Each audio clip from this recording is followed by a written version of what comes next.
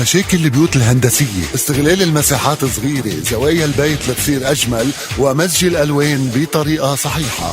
لمسات كيف ممكن نخلي بيتنا أحلى ببعض اللمسات.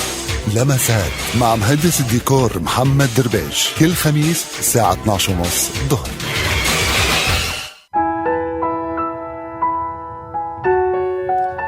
مساء الخير، أهلا وسهلا فيكم مستمعينا بحلقة جديدة فيها العديد من الفقرات والموضوعات المهمة من برنامج لمسات. ناطرين اتصالاتكم واستفساراتكم على الرقم 07-350-750 ورقم الواتساب 70-800-702. التصميم الداخلي هو عبارة عن التصميم والابتكار بناء على أسس معمارية معينة، ومنحط هيدا التصميم على أرض الواقع وبننفذه بكل الأماكن والفراغات مهما كانت أهداف استخدامها.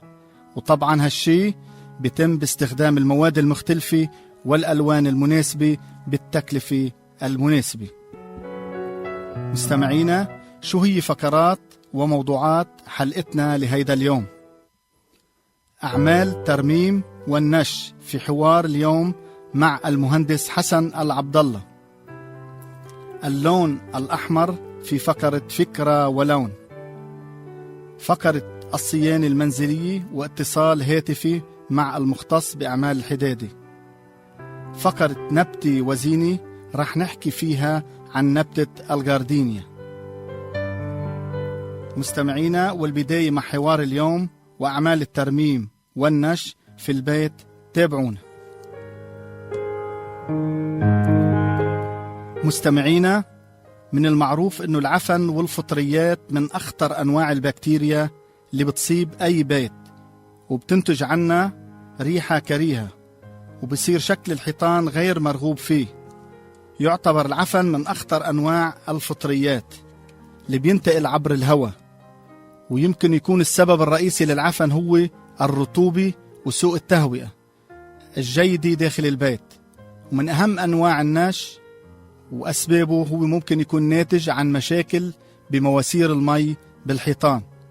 وعندنا أسباب تانية ناتجة عن تسرب المي من الحيطان الخارجية اللي بدنا نتعرف عليها بهيدي الحلقة مع المهندس الأستاذ حسن العبدالله. أهلا وسهلا فيك أستاذ حسن. أهلا فيك أستاذ محمد. حضرتك مهندس مدني وخبير محلف لدى المحاكم في لبنان. صحيح. على هامش حلقتنا اليوم، ممكن نعرف بس شو معنات خبير محلف؟ يعني شو السبب ونحن شو منعوزه للخبير المحلف عادة؟ أول شيء بدي أحب رحب فيك أستاذ محمد وبتشكرك على الاستضافة الحلوة. خبير محلف مثل ما سبق وذكرت، خبير محلف لدى المحاكم. دايما في عنا مواضيع وقضايا القضاة ما عندهم إلمام فيها. نعم. وبهيدي النتيجة بيتم اختيار خبراء بدومينات محددة وواسعة، منها خبير محلف بالهندسة المدنية، خبراء سير، خبراء هندسة معمارية، خبراء على كافة القطاعات العملية. نعم. بيتم اختيار الخبير لحتى يكون منتدب من قبل المحكمة لفض أي نزاع ناتج بين طرفين، لحتى يحدد الآلية اللي صايرة بنتيجة هيدا الخلاف، ويسلط الضوء للقاضي على المشكلة اللي صايرة والحل اللي ممكن يتم التوصل له لفض هيدا النزاع. طيب، أنا بدي أذكر بس المستمعين إنه إحنا اخترنا حضرتك مهندس مدني وجبناك أنا أسيس خبير. هو ما بيتعارض هذا الموضوع مع موضوعنا اليوم بالحلقة. النش والرطوبة اللي عم تصير بالبيوت عادة بيكون في طوابق وبالبنايات، عم بيصير في اختلاف بين الجيران، هذا بيقول له النش من عندي وهذا الثاني بيقول له النش من عندي. صحيح. فهيك نزاعات. طبعا عم نذكر إنه السادة المستمعين إنه أنت خبير بهذا الموضوع، ممكن تكلف بفض نزاع بين اثنين جيران، يكون حدا عنده نزاع بالنسبة لموضوع النش عم بنش من جاره. صحيح. أنت بتقدر تحدد هذا الموضوع؟ صحيح. هلا بيتم تعيين الخبير من قبل القاضي الأمور المستعجلة للكشف على العقار موضوع النزاع. وبناء على هيدا الكشف يلي بيتحدد له موعد مسبق، بنشوف نحن شو النتائج يلي سببت انه يصير في النش. يعني بتلاقي الواحد مكلف على بيته ودافع مصاري كتير لحتى لي ياخد افضل انواع وافضل جودة عنده اياها بالبيت، نتيجة وضع اقتصادي سيء لجاره. نعم. او اهمال بصيانة محددة أجمالا لأعمال السانيتيشن اللي هي أعمال الصحية بتسبب أكتر شيء هي النش على الجيران. نعم. والمياه الآسنة اللي بتنتج عنا. صح. فبهيدا الموضوع بيتم الكشف عليه. بدي أذكر إنه نحن لكن بهالحالة رح نستغلك، هيدا بدك تخدمنا هيدي الخدمة. أي حدا من المستمعين عنده أي مشكلة بينه وبين جاره نحن مستعد نوفق بيناتهم ونحل هالمشكلة، بدك تساعدنا فيها. نحن جاهزين للمساعدة بكافة الدومينات لكافة الأشخاص وعلى الرحب والسعة. شكرا لك. يعني ببداية حلقتنا نحن بدنا نحكي عن أسباب النش والرطوبة بالبيت، لكن بالبداية هل في أسس وشروط لازم نتبع لاختيار البيت حتى نبتعد عن النش والرطوبة عادة؟ أكيد لازم الواحد يحدد موقع البيت بالبناية وين بده يختاره، ويحاول قد ما فيه يختار المنطقة بالبناية يلي ما فيها عرضة جدران خارجية بين الطوابق. يعني ما بيخلى الأمر من جدران خارجية. هلا بس ممكن نحكي عن موضوع أنه ما يكونش الطابق الأخير، هونيك المشكلة. هلا الطابق الأخير مش شرط للموضوع، بس إنه هو إجمالا عم بتكون المعاناة بموضوع النش دايما مثل ما تفضلت حضرتك بالطابق الأخير، وكمان في على جوانب الجدران للأبنية. نعم. كمان بتسبب منطقتها قربة وبعدها عن البحر، لأنه بتعرف أنت الرطوبة بتنتقل بالهواء. نعم. وهي بتمتص الجدران. هيدي عوامل ممكن الواحد ينتبه لها وقت بده يختار منزله. يعني ما في عندنا مشكلة إذا اخترنا الطابق الأخير اللي هو معرض. لا ما فيش مشكلة. يعني مش قاعدة هي. ما في مشكلة لا أبدا. طيب شو أسباب النش عادة برأيك؟ هلا أسباب النش بشكل عام فينا نحددها بعدة خيارات. موضوع الأعمال الصحية إذا نعم. كانت سيئة بتسبب نش. نعم. موضوع الروبة المستخدمة بقلب البيوت إن كان من جهة البراندات أو داخل الحمامات، لأنه يعني هي دايما أكتر شيء فيها كمية مي. موضوع صب السطح إذا كان بخلال طقس حار ولا الطقس بارد بتسبب هيدي العوامل نشفان بكمية المي اللي موجودة بخلطة الاسمنت نتيجة تبخرها بتسبب نوع المونة. كمان البحصة إذا كانت طبشورية كمان ممكن تمتص. أكيد. ونوع المونة اللي مستخدمة وكميتها. يعني في ناس بتكون عندها مشاريع سكنية تجارية ما بيكون في عليها التكاليف المضبوطة والرقابة زي ما تفضلت حضرتك لحتى اللي يحطوا الكونكريت ميكستشر اللي مضبوط. يعني بتلاقي بيخففوا بالمونة اللي عندهم إياها على حساب الربح، بس إنه عم بشكل ضرر بعدين. ما عادش مشكلة بس نش، ممكن تصير مشكلة متاني. أكيد طبعا عمر البناء بصير بس يصير في نش أنت فتت هون بتقصير عمر للبناء. أنت فتت على البطون بالنش. نعم. وصلت للحديد، صار الحديد في تضخم بسبب تشققات بقلب البناء، بسبب عشان هيك بصير في يعني بتصير تنزل الورقة بصير تنزل الورقة بقلب البيت. عدا عن هيك إذا كان في نش بقلب المباني ووصلت للأساسات بصير في سيتلمنت بستراكتشر كلياته، بسبب يعني بعدين يا انهيار يا تريح يا بيروح شيء جزء من المبنى. نعم. طيب بالنسبة للرطوبة، إذا بنحكي عن رطوبة شو الفرق بينه وبين النش؟ يعني الرطوبة شو أسبابها؟ إذا بنحكي عن الرطوبة بشكل عام، خلينا نحكي عن الرطوبة وبعدين بنحكي من نعطي الفرق بين. والفرق بينه وبين النش، الرطوبة هي بتصير نوع من التعفن داخل الجدران بالمنزل اللي بننتبه لها بحالات محددة. بتصير في لون أسود مثلا بالمناطق يلي ما فيها هواء وشمس بفتلة.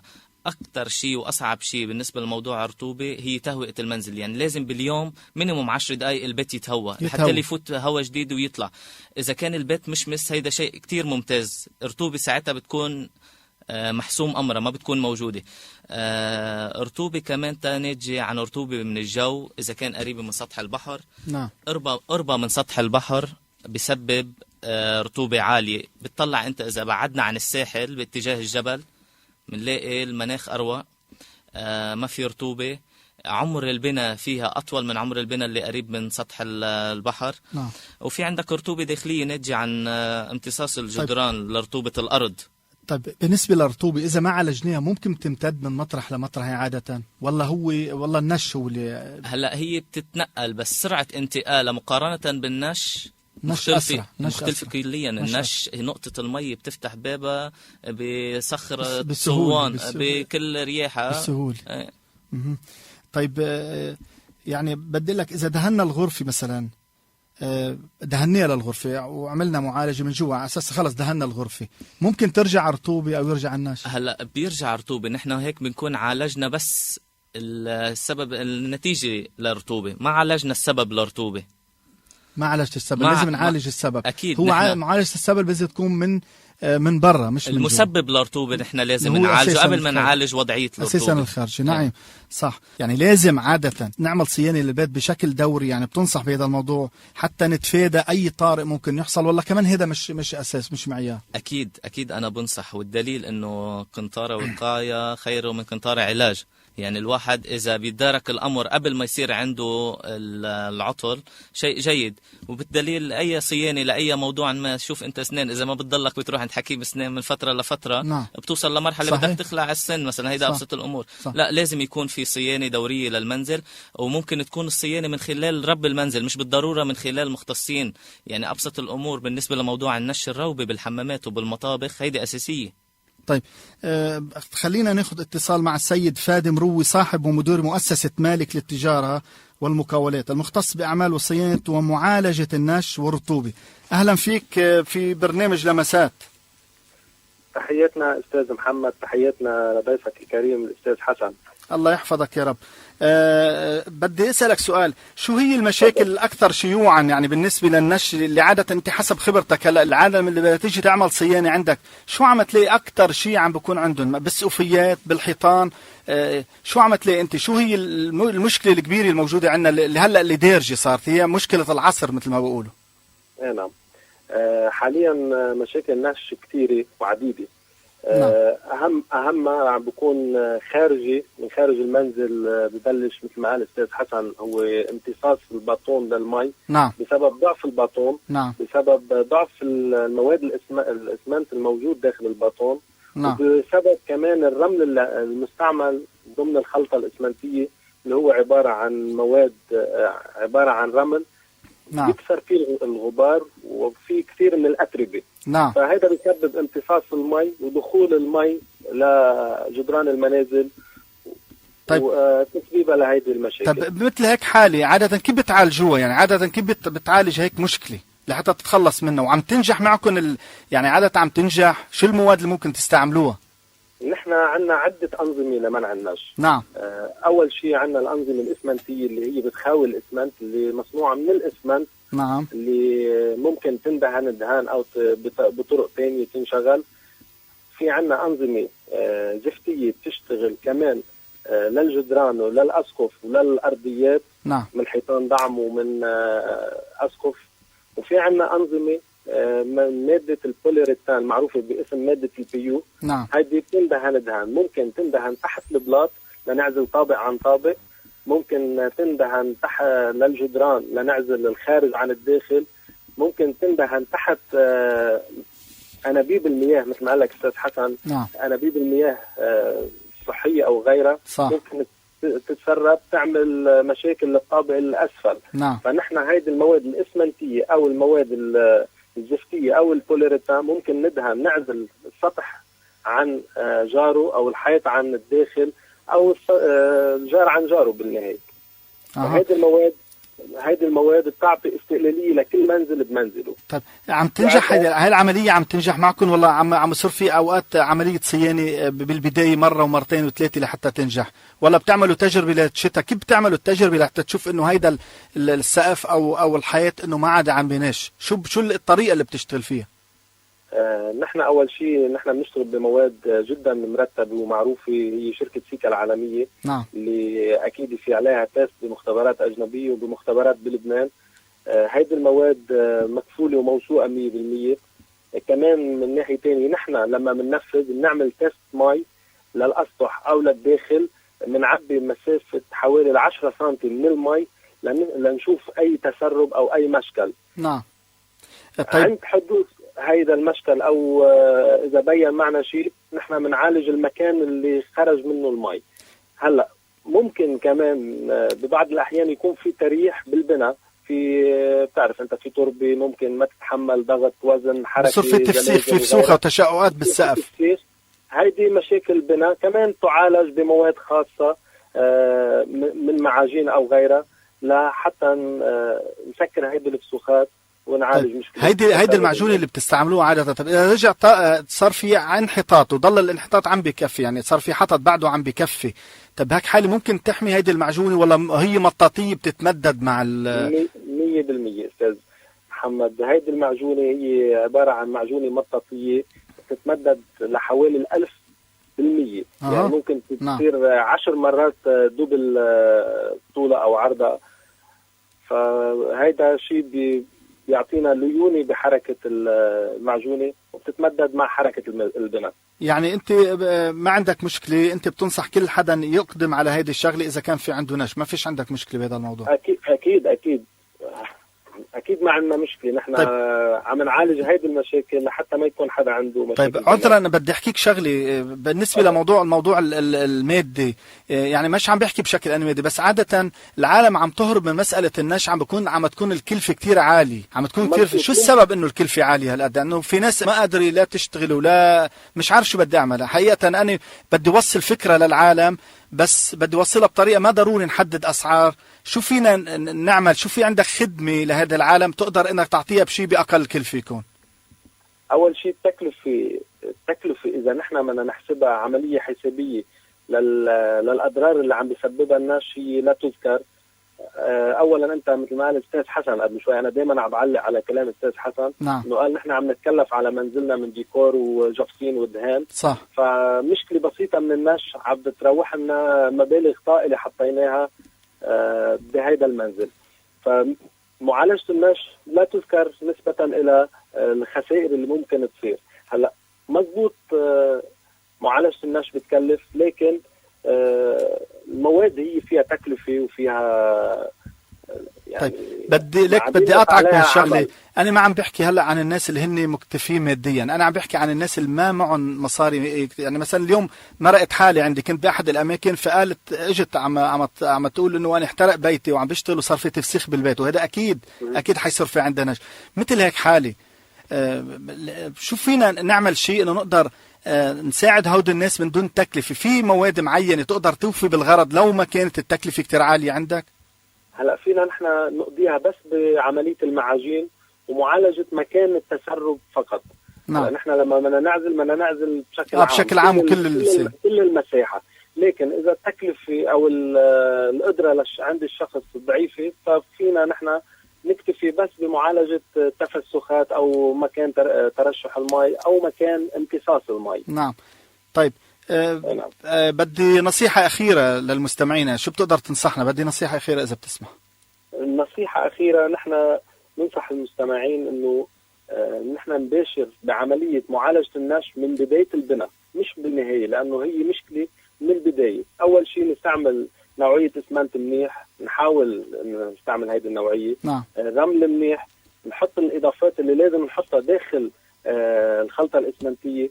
نحاول نبتعد كتير عن الباطون الجاهز اللي عم ينشر من أماكن بعيدة، فبيوصل لعنا لبيتنا فائد كتير من قيمته وقوته. نعم. والمي اللي موجودة فيه.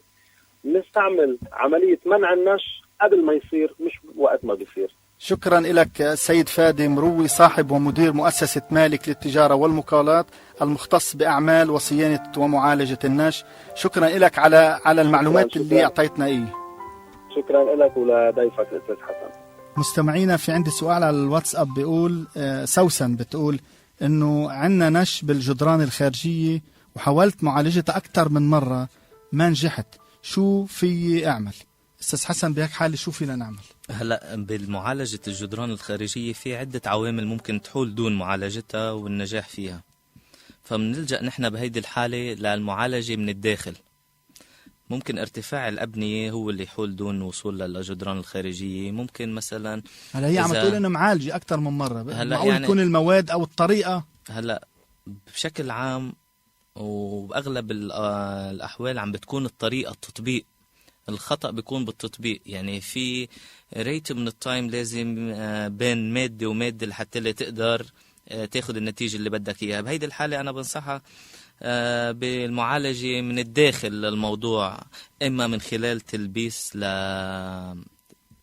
كلاتيه مثلا تجميلي من الداخل او مثلا جدران جبسن بورد مثلا ممكن صح. تحطها تجميليه ومن خلالها بتقدر عاده الاكلاتيه او البورسلين او اي شيء، بس طبعا مش انه يحطوا بورسلين مثل البورسلين بنحط بالحمامات. عاده أكيد. بيجي الاكلاتيه يمكن يكون غالي شوي عليهم. عاده اذا بيجي نوع من البورسلين بس يكون شكله قريب للحجر او اي نوعيه ممكن تحطها بس لتعطي لحتى تخفف من حديه النش اللي عم تفتل. واذا بتقدر هي توصل للجدران الخارجيه اما بمرجوحه اما بونش، يعني تعددت الوسائل اذا بتقدر توصل لها.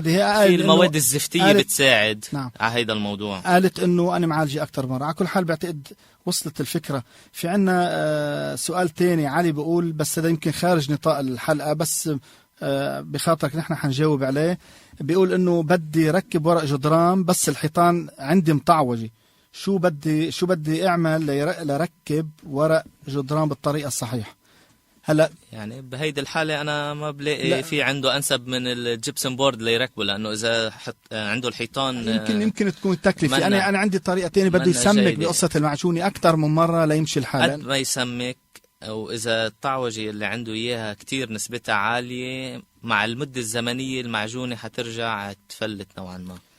فموضوع الجبسن بورد بيضل افضل مع نتيجه مستمره لريت عالي. طيب شو هي النصائح العامة بخصوص تأسيس منزل؟ كيف نقدر أهم شيء يعني مع احترامنا للجميع اللي موجودين بمحيط المناطق المدنية والمدن بالأحرى، دايما بيلجأوا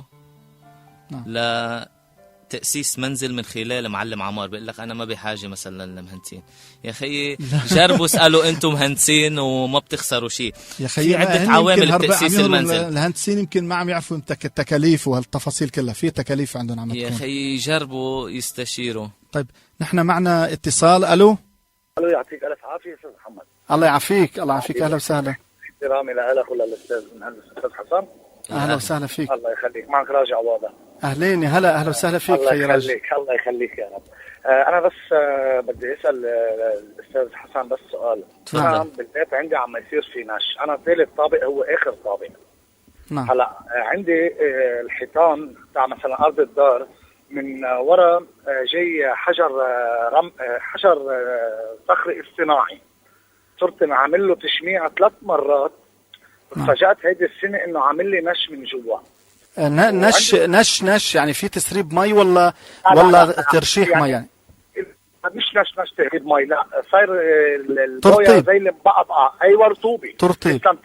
بالضبط. طيب. السؤال الثاني، هلا انا صراحه انه ساكن حالي ما في بوجهي حدا. نعم. هل اذا انا بدي اعمل السطح عازل للنش، نعم، انا مجبر اعمل السطح كلياته ولا هل في امكانيه انا اعمل نص سطح بيتي؟ هلا انا من عندي حجاوبك، حيرجع اجابك استاذ حسن. انا هلا بقول لك كنا باتصال مباشر مع حدا مختص باستاذ فادي مروي، فكانت نصيحته حسب خبرتي اللي انا بعرفها المفترض تعمل كل السقف لحتى ينجح عند الخدم. يعني انا متاسف يمكن تطلع الكلفه شوي عاليه، بس هذا هو الحل الانسب. يعني ما فيني انا اعمل نص السطح واتكلف انا حقه مثلا من جيبتي، ما فيني. حرام يرجع يفوت. حرام. بدك تتشارك انت اذا معك. المفترض السقف الاخير لو كان لإلك، المفترض من الناحيه القانونيه، هلا حيحكيك بالناحيه القانونيه، انه تلزم الجيران كلهم لانه هن كلهم بيشتركوا بملكيه هذا السطح. اوكي. يعني في انا بحق لي الزم كل السكان، فيك تلزمهم. وهيدا الاستاذ حسن انا عم اقول لك على الهوا عنه هلا انه مستعد يطلع يروح يكشف، وممكن يعطيك تقرير ويعطيك الشيء القانوني بهذا الموضوع وبلا كلفه اضافيه. لا ان شاء الله ما بوصل لهون، لانه انا جيراني صراحه كثير اوادم، بس انا ما عندي فكره كربيت. لا انا عم اقول لك عشان تاخذ احتياطات بحال اذا بدك تطرح الموضوع عليهم يكون في بايدك شيء انك تقدر تستند عليه.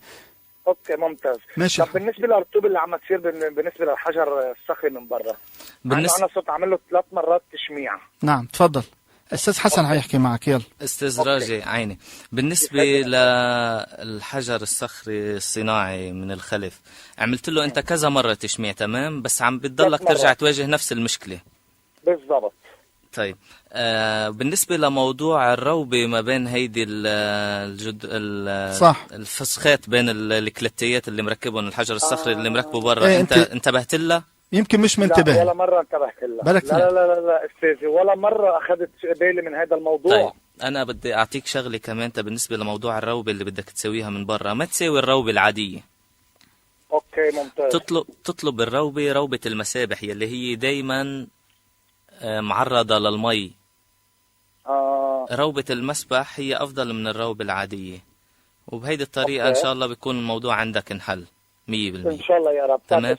بالنسبه عفوا تفضل. بالنسبه لموضوع السطح، ايه الأفضل ينعمل السطح كلياته كامل متكامل مع بعضه، لأنه بحال أنت سويت النص المية اللي صار في عندك اختلاف بين الطبقة، يعني صار في عندك تقريبا فرق شي 3-4 سنتي، فالمية اللي حتصير تفوت من تحت هيدول 3-4 سنتي حترجع تودي لعندك، وبتعرف أنت المي ما في شي بعيق بمسيرتها، بتضلها مكفية وبتدخرق من كافة النواحي، فالأفضل يكون معالجة السطح كامل متكامل.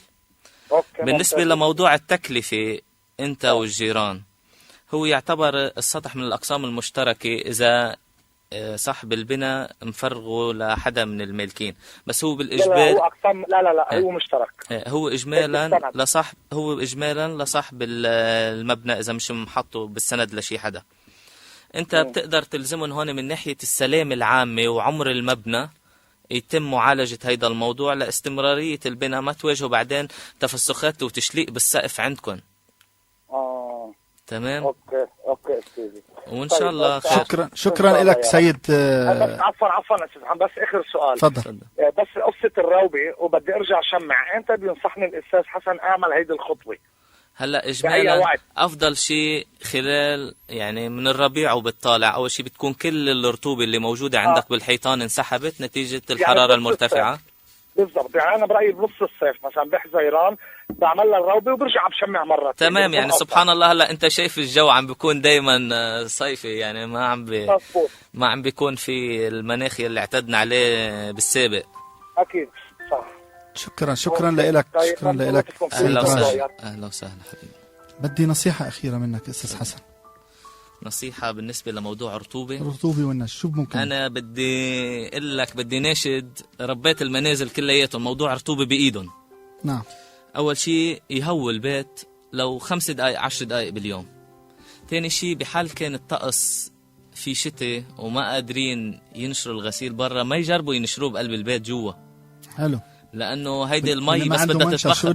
هيدي المي بس بدها تتبخر داخل البيت، وين بدها تروح؟ بدها تمتص داخل الحيطان. نعم.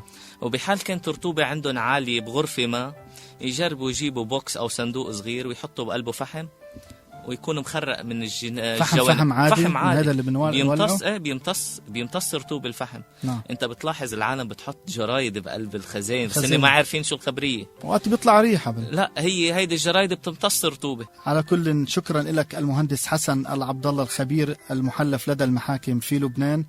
مستمعينا، برنامج لمسات مستمر معكم بعد الفاصل الإعلاني، وفيكم تتصلوا على الرقم 07 350 750 وعلى رقم الواتساب 70 800 702.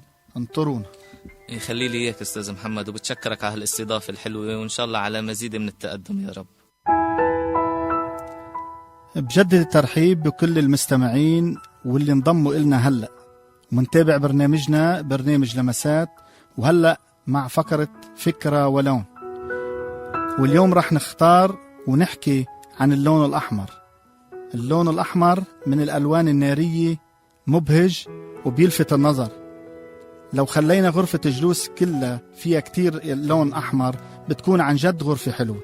ممكن إنه يكون فرش الغرفة كله باللون الأحمر ليعطي جمال بالغرفة. اللون الأحمر من الألوان القوية، عشان هيك ما منخلي إنه يكون هو اللون المسيطر على كل المكان، لكن في طرق بسيطة لندخله على الديكور بشكل يرضي كل اللي بيحبوا اللون الأحمر وما يزعج العين. يعتبر اللون الأحمر من الألوان المميزة لأنه لون براء وصريح، لهيك في ناس بيخافوا يحطوا منه ومن جرأته، بيخافوا من جرأته، مع العلم أنه ممكن يكون من الألوان الحلوة في البيت إذا تم وضعه بالشكل الجيد والصحيح، خاصة وأنه اللون الأحمر بينسجم مع العديد من الألوان بشرط نعرف كيف ندخله مع الألوان التانية.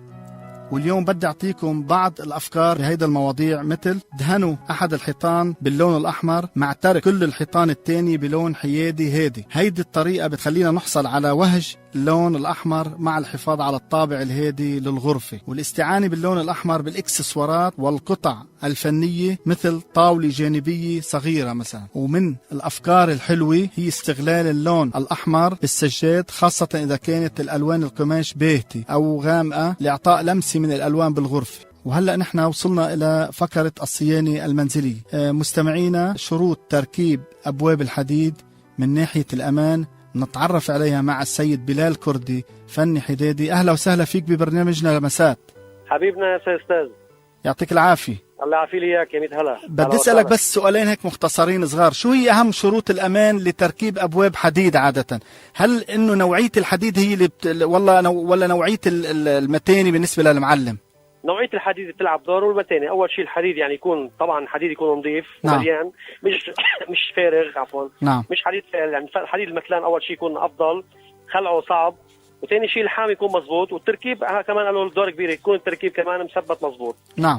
طيب شيء مشان بالنسبه كمان للامان القفل كمان نوعيه باب اول الايطالي. نعم.